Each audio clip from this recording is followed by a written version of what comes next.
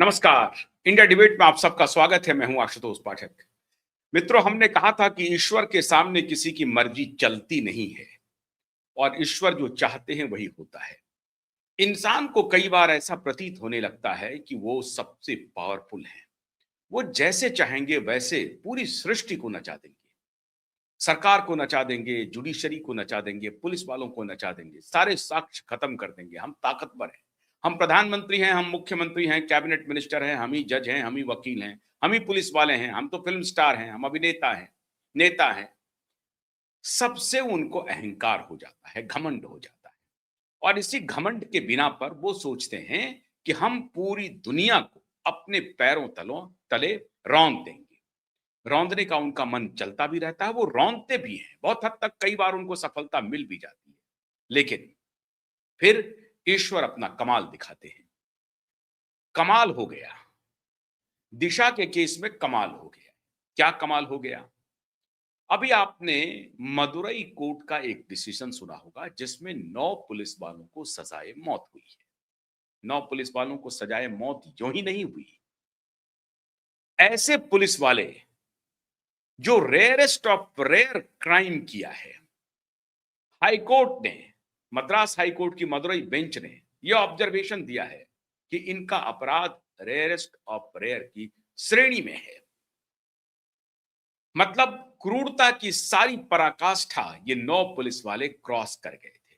उसके बारे में मैं कई बार बता चुका हूं, आज फिर थोड़ा सा जिक्र करूंगा। लेकिन कमाल हुआ क्या है? कमाल हुआ है कि ये 9 पुलिस वाले जिन्होंने अपना अपनी ताकत, अपनी वर्दी का बेजा इस्तेमाल किया, अपना रसूख, अपना रुतबा, इसको बरकरार रखने के लिए शराब पी पी करके, मतलब वो मारते मारते जब थक जाते थे तो थक के पानी नहीं पीते थे, वो शराब पीते थे और शराब पी करके फिर नशा आता था और फिर वो पिटाई करते थे। पिटाई नहीं करते थे, जब खून जमीन पर बह रहा होता था तो जिसको पीटा जा रहा था उसको कहा जाता था कि तुम अपने ही खून को अपने ही कपड़े से साफ करो। क्यों? क्योंकि उसका कपड़ा उसके बदन से उतरवा दिया गया था और सारे कपड़े लाल हो गए थे। 9 बार वो लुंगी बदलता रहा, जो कपड़े वो पहनता था उसको पहनाता था, पिटाई करता था, खून से फिर वो लथपथ होता था, फिर उसका लुंगी दूसरा बदलता जाता था, फिर दूसरी लुंगी आती थी। इस तरह की क्रूरता प्राइवेट पार्ट पे बूट से कुचला गया। इतनी क्रूरता हुई और ये सारी क्रूरता आपके जहन में नहीं आती, नहीं आती, दुनिया नहीं जान पाती, क्योंकि जानने के लिए प्रयास करता कौन, बताता कौन? उस काल कोठरी में तो किसी की हिम्मत नहीं होती थी। यही उसके दिमाग में चल रहा होगा ना, उन पुलिस वालों के दिमाग में, यहां कौन आएगा? यहां तो मैं हूं, मेरी वर्दी है, ये मेरा इलाका है। जो आएगा उसे बूट के तलों तले रौंद देंगे। यही तो उनके जहन में चल रहा होगा। तभी तो इतना बड़ा जघन्य अपराध वो करता जा रहा था और उसे किसी बात की फिक्र नहीं थी, कोई डर नहीं था। लेकिन कहते हैं ना, ऊपर वाले देखते हैं और ऊपर वाले कुछ ना कुछ सबूत ऐसा छोड़ देते हैं जिससे मामला खुल जाता है। और खुला, ऊपर वाले ने एक शख्स को भगवान का रूप, मां भगवती का रूप, मां दुर्गा का रूप बना करके भेज दिया और उस लेडी का नाम है रेवती। एक हेड कांस्टेबल उसी पुलिस स्टेशन में जब वो 8 बजे रात को पहुंचती है थाने, तो कराहने की आवाज आती है। करीब पहुंचती है तो देखती है कि दो, एक बेटा और एक बाप, दोनों करा रहे हैं। और फिर जब उनके नजदीक जाते हैं तो वो कहते हैं कि ऐसी हालत क्यों किया इसकी, इसका अपराध क्या है? का कोई अपराध नहीं। ये जितनी थ्योरी बनाई गई थी ना कि इन्होंने कोविड के दौरान जो लॉकडाउन था, उस लॉकडाउन में, कोविड के दौरान जो लॉकडाउन था उस लॉकडाउन में इसने अवहेलना की है और 5 10 से 5 बजे तक बंद था, 6 बजे तक बंद था, उसके आगे इन्होंने अपनी दुकान को खोल के रखा है, इसलिए इसकी पिटाई। नहीं, ऐसा नहीं था। वो दुकान खोलते थे, ये पुलिस वाले रोज जाते थे, रोज धमकी देते थे दुकानदारों को, और जो दुकानदार नहीं मानता था उसको सबक सिखाते थे, और आखिर में इन दोनों बाप बेटा को सबक सिखाने की ठान लिया। एक नहीं, दो नहीं, तीन नहीं, 9 पुलिस वालों ने मिलकर के सबक सिखाया। किसी के दिल में जरा भी अफसोस नहीं। जब सजाए मौत सुनाई गई है तो वो हंसता हुआ आ रहा है, बेशर्म। देखिए इसकी बेशर्मी। ये पाशविकता के परिचायक हैं, ये पाशविक हैं, ये इंसान नहीं हो सकते हैं, ये पशु हैं। पशु भी इस तरह का काम नहीं करता है। इस तरह का इस तरह की संवेदना पशु में भी नहीं होती, इतनी क्रूरता पशु में भी नहीं होती। लेकिन कहते हैं ना कि पशु को विवेक नहीं होता है, विवेक से काम नहीं करता है, तभी तो आप पाशविकता कहते हैं, तभी तो इस शब्द का निर्माण हुआ। तो ये पाशविकता, जिस हैवानियत जिस शख्स के अंदर कूट कूट कर भरा हो, वो क्या मुस्कुराएगा नहीं तो और क्या करेगा? वो हंस रहा है। हंस वो इसलिए रहा होगा क्योंकि उसको लग रहा होगा कि हाँ, तुमने जो अपराध किया है, अब उसकी कोई माफी नहीं है। लेकिन मैं इसका जिक्र क्यों कर रहा हूं? मैं इसका जिक्र इसलिए कर रहा हूं कि लेडी कांस्टेबल रेवती ने मां दुर्गा का वो रूप धारण किया और कहा कि नहीं। जब मजिस्ट्रेट आए, जब जांच पड़ताल शुरू हुई, तो मजिस्ट्रेट को कहा कि मजिस्ट्रेट साहब, मेरी 2 बेटियां हैं, मेरी नौकरी और मेरी 2 बेटियों की रक्षा की गारंटी आप लें, तो मैं सच सच बता दूंगी कि हुआ क्या। मजिस्ट्रेट ने कहा कि आप उसकी चिंता मत कीजिए, आप सच बयान कीजिए। और फिर lady constable, head constable Revathi ने इन 9 पुलिस कर्मियों की सच्चाई सबके सामने बयान की, और उसी बयान पर, उन्हीं के विटनेस पे ये केस ओपन हुआ। जो पुलिस वाले कभी सोचते नहीं थे कि ये मुकदमा कभी खुल भी सकता है, ये केस ओपन हुआ। और ओपन होते ही फिर ये मामला गया सीबीआई को। सीबीआई ने पड़ताल की, जांच की, फिर अदालत पहुंचा, और फिर अदालत में सजाए मौत हुई। इस घटना के बाद क्या खबर है? खबर है मुंबई पुलिस के बहुत सारे रेवती। रेवती तो एक कैरेक्टर हो गया है, उसे आप मेल फीमेल में मत आंकिए। रेवती एक चरित्र का नाम हो गया है। चरित्र मतलब जिनको अब उनकी अंतरात्मा कह रही है कि नहीं, मैं चुप नहीं रहूंगा, मैं चुप नहीं रहूंगी। ऐसे चरित्रों की मुंबई में बाढ़ आ गई है। और फिर मैं कह रहा हूं, तभी मैंने कहा था आपको कि नरेंद्र मोदी भी नहीं बचा पाएंगे, फडणवीस भी नहीं बचा पाएंगे, कोई नहीं बचा पाएंगे, अदालत भी नहीं बचा पाएगी। और इसीलिए शैलेंद्र नगरकर ने, देखते जाइए खेला, शैलेंद्र नगरकर ने जब लास्ट हियरिंग हुई है, जिसमें अदालत ने पूछा कि क्या इस केस में कोई एफआईआर अभी तक हुई है, तो एफआईआर तो हुई नहीं थी। जवाब था नहीं। तब फिर दलील आई 174 सेक्शन की। 174 सेक्शन को अदालत ने कहा कि वो यहां पर पट जमता नहीं है, इसको उठा के फेंक दो। उसके बाद आने के बाद हिमाकत देखिए शैलेंद्र नगरकर की। उसके बाद ये व्यक्ति वहां से आने के बाद सबसे जो पहला सम्मन, जिसको आप रिक्वेस्ट कहते, उसकी भाषा बहुत ही आदर सूचक है, बड़ी विनम्र भाषा है, क्योंकि इसे मालूम है कि जिसे वो नोटिस भेज रहा है उनके पास सारे रिकॉर्ड हैं, सारे रिकॉर्ड हैं। इन्होंने क्या किया, वहां से लौटने के बाद, अदालत से लौटने के बाद जो पहला सम्मन भेजा, किसे भेजा? किसे? उस विटनेस के पास भेजा जिस विटनेस ने डिजिटल प्रूफ सतीश साल्यान के वकीलों की टीम को मुहैया कराया। वो डिजिटल प्रूफ जो लेकर के सतीश साल्यान के वकीलों के पास जो पुलिस वाले पहुंचे, उस डिजिटल प्रूफ को पहुंचाने वाले पुलिस वाले को सम्मन भेजा ये शैलेंद्र नगरकर, और कहा कि हम 174 के ही तहत इन्वेस्टिगेशन करना चाहते हैं, आप इन्वेस्टिगेशन में शामिल होइए। उस पुलिस वाले ने कहा कि इन्वेस्टिगेशन का कोई तुम्हारा मतलब नहीं है, ये बात मैं बता चुका हूं वकीलों से बात करके। वकील साहब ने कहा कि इसके इस सम्मन का कोई जवाब नहीं देना है, लेकिन ध्यान रखिए, रेवती बाद में की घटना है, इसने सम्मन पहले भेजा था। मतलब रेवती वहां मौजूद है मुंबई में, और अब उस पुलिस वाले के समर्थन में इस रेवती कांड के बाद, इस मदुरई केस के बाद, इस 9 पुलिस वालों को सजाए मौत मिलने के बाद, एक नहीं दो नहीं, कई रेवती आ रही हैं, आ रहे हैं मुंबई पुलिस की जानिब से। कहां आ रहे हैं? वकीलों के पास पहुंच रहे हैं। सतीश साल्यान के वकीलों के पास ऐसे पुलिस वालों के फोन, ऐसे पुलिस वाले सौदेह आ रहे हैं और कह रहे हैं कि मेरी अंतरात्मा जग गई है, आवश्यकता पड़ी तो मैं अदालत में भी जाऊंगा, लेकिन आपको आवश्यकता पड़ेगी ही नहीं, ये सारे साक्ष्य मैं आपको हैंडओवर कर रहा हूं। समझ गए?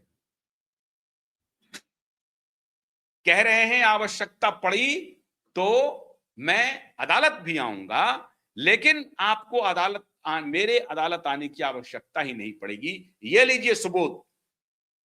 सबूतों का जखीरा ला करके उन्हीं पुलिस वालों को आज मेरा मेरा आप समझिए, मैं हृदय से आभार व्यक्त कर रहा हूं मुंबई पुलिस के उस ईमानदार पुलिस ऑफिसरों को। छोटे पुलिस वाले भी हैं, और मैं इशारा कर रहा हूं शैलेंद्र नगरकर, हिम्मत है तो जांच कर लो। कांस्टेबल भी हैं। अभी तक तो पुलिस इंस्पेक्टर के नीचे कोई नहीं आए थे, पहली बार कांस्टेबल भी आ रहे हैं। क्यों? उनकी अंतरात्मा जग गई। उनको लगा कि अगर एक लेडी हेड कांस्टेबल अपने ही पुलिस वालों के खिलाफ जाकर के बयान देती है, सबूत देती है, तो 9 पुलिस वालों को फांसी होती है, मैं भी चुप नहीं रहूंगा। मुझे ईश्वर को जवाब देना है। आज कम से कम lady constable, lady head constable Revati ईश्वर के दरबार में पाक साफ हो गई है, और वो 9 पुलिस वाले जो पापी पुलिस वाले हैं, उनको जहन्नुम भी मिलेगी कि नहीं मिलेगी कहना मुश्किल है। पहले तो अभी इसी जन्म में उनको जो भुगतना है वो भुगतेंगे। अभी कह रहे हैं कि सुप्रीम कोर्ट आएगा मामला, तो सुप्रीम कोर्ट में उनको सजाए मौत को आजीवन कारावास में बदल दिया जाए। ऐसा होने वाला नहीं है, आजीवन कारावास में नहीं बदलेगा। रेयरेस्ट ऑफ रेयर केस है, और पुलिस वालों को सजा मिलनी ही चाहिए। उसी पुलिस वाले ने मुंबई में दिशा के साथ दरिंदगी करने वालों को बचाया है। यह भी रेयरेस्ट ऑफ रेयर केस है। छत विक्षत लाश हो जाती अगर 14वें फ्लोर से दिशा गिरती तो। हमने वो तस्वीर दिखाई थी आपको, हमने वो साक्ष्य आपके सामने रखा है। ये बेशर्म भ्रष्ट मुंबई के कुछ पुलिस वाले जो सचिन बाजे के इशारे पर काम कर रहा था, जो परमबीर सिंह के इशारे पर काम कर रहा था। और मुझे जो अभी एक और जानकारी मिल रही है कि परमबीर सिंह पहले कोशिश कर रहा था इस केस को एक्सपोज करने की, लेकिन परमबीर सिंह आ गया उस झांसे में कि माल बनाओ, पैसा बनाओ, देखा जाएगा। सैया भय कोतवाल अब डर काहे को। इस तरह का वृत्तांत मुंबई में खेला गया। बाप मुख्यमंत्री, बेटा कैबिनेट मिनिस्टर, पुलिस कमिश्नर उसके अंदर, एक क्रिमिनल जो 16 वर्ष से, जिसको हाई कोर्ट ने कहा था सस्पेंड किया था, मर्डर केस में सस्पेंड किया था, उसको लाया, उसको वर्दी पहनाया दोबारा। क्यों? क्योंकि वर्दी वाला गुंडा बनाना था उसे। इन दोनों बाप बेटे ने उसे कहा वर्दी वाला गुंडा, और जब उसकी गिरफ्तारी हुई मनसूख हिरेन के केस में, तो प्रेस कॉन्फ्रेंस करने के लिए आ गया और कहा कि सचिन वाजे कोई ओसामा बिन लादेन है। अरे ओसामा बिन लादेन तो इससे 1,00,000 गुना अच्छा था। वो तो कुछ सिद्धांत के लिए लड़ रहा था, वो तो कुछ विचार के लिए लड़ रहा था, कुछ आइडियोलॉजी के लिए लड़ रहा था। सचिन वाजे की क्या आइडियोलॉजी थी? सचिन बाड़े की आइडियोलॉजी थी लूट, हत्या, बलात्कार, एक्सटॉर्शन, इसके अलावा कुछ भी नहीं। एक मर्डरर जिसको हाईकोर्ट ने सस्पेंड किया, उसको तुम दोनों बाप बेटे ने रीइंस्टेट कर दिया, वर्दी पहना दी और कह रहे हो पब्लिक डोमेन में आकर के सबके सामने कह रहे हो, कह रहे वो ओसामा बिन लादेन है। बेशर्म राजनेता, शर्म आनी चाहिए तुम्हें। और तुम पब्लिक लाइफ में हो, तुम क्या सोचते हो ये जो स्क्रीन ब्लैक करने वाले पत्रकारों की फौज जो है, वो तुम्हें आप कह करके बुलाती है, ए ठाकरे जी का इस तरफ जाएंगे, ठाकरे जी उस तरफ जाएंगे, दलाल पत्रकारों की श्रेणी में मुझे समझते हो क्या?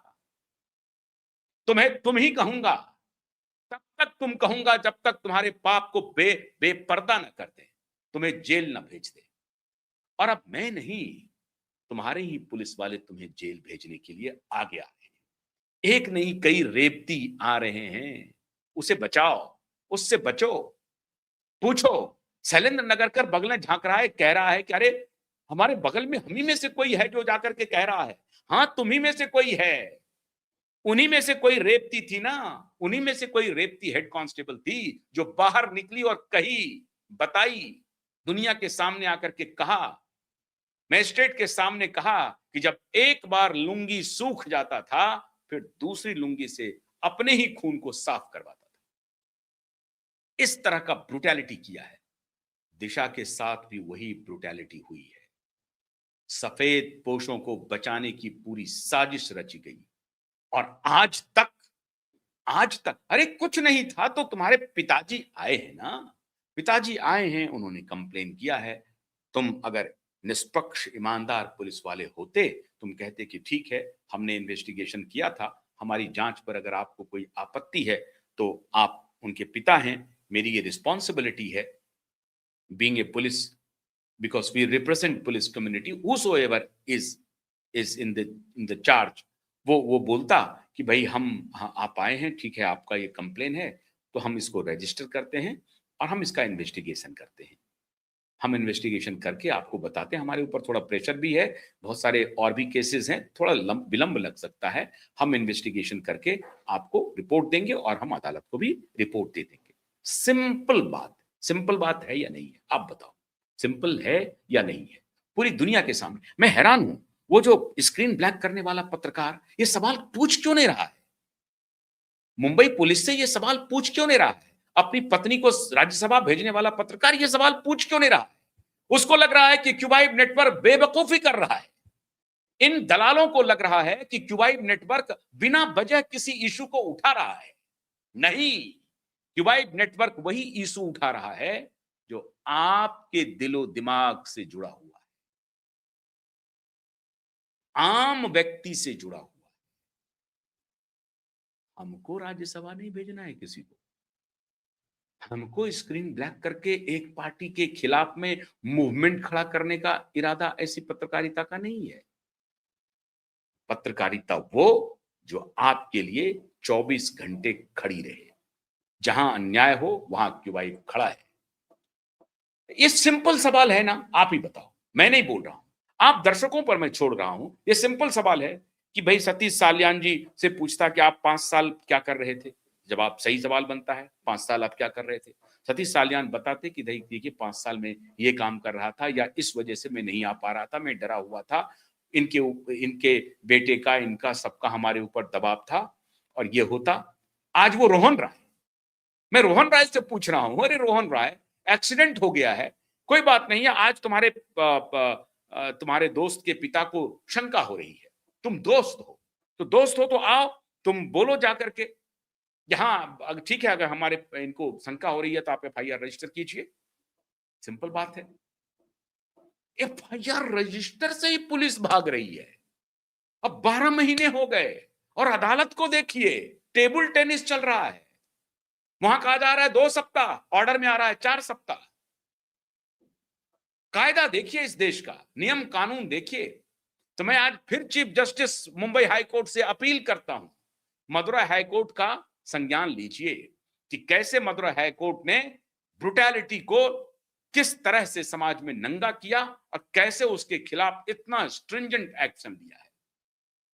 और अगर आप नहीं लेंगे तो लोगों के मन में क्या होगा? क्या भरोसा जाएगा, आप ही बताइए। खैर, आपको लेना ही पड़ेगा, लेना ही पड़ेगा, इसके अलावा कोई रास्ता नहीं है। आपको एफआईआर का आदेश देना ही पड़ेगा, देना ही पड़ेगा। कानून कहता है आपको देना पड़ेगा।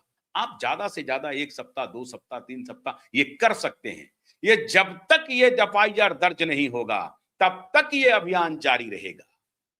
आप भी टाइम लेते रहिए, हम भी लड़ते रहेंगे। ये जान लीजिए, एफआईआर का तो आदेश आपको देना ही पड़ेगा। और उसके बाद तो फिर सबूत पर सबूत। आज जो नई रेवती आ रही है, मुंबई पुलिस को सैल्यूट है। ये शैलेंद्र नगरकर ने उन पुलिस ऑफिसर को सम्मन भेज रहा है जो सबूत लेकर के पहुंच रहे हैं सतीश साल्यान के वकील के पास। उनको सम्मन भेज रहा है सबसे पहले, क्योंकि इनको डर वही है कि सबूत तो उनके पास है सारे। अभी तो एक सबूत फेंका था जो पूरी दुनिया नाचने लगी थी, एक सबूत। अभी तो इतने सबूत हैं कि तुमको इस जन्म छोड़ दो, 7 जन्म तक तुम लड़ते रहोगे, तब भी तुम इस केस में बरी नहीं हो पाओगे। इसीलिए शैलेंद्र नगरकर, परमवीर सिंह और Aditya Thackeray, days are counting now. Every day I am coming with every new update. Every day with new update. आ रहे हैं, चैन से सोने नहीं देंगे। और मुंबई के रेवती को बहुत बहुत सलाम, बहुत बहुत सलाम, बहुत बहुत शुक्रिया। नमस्कार।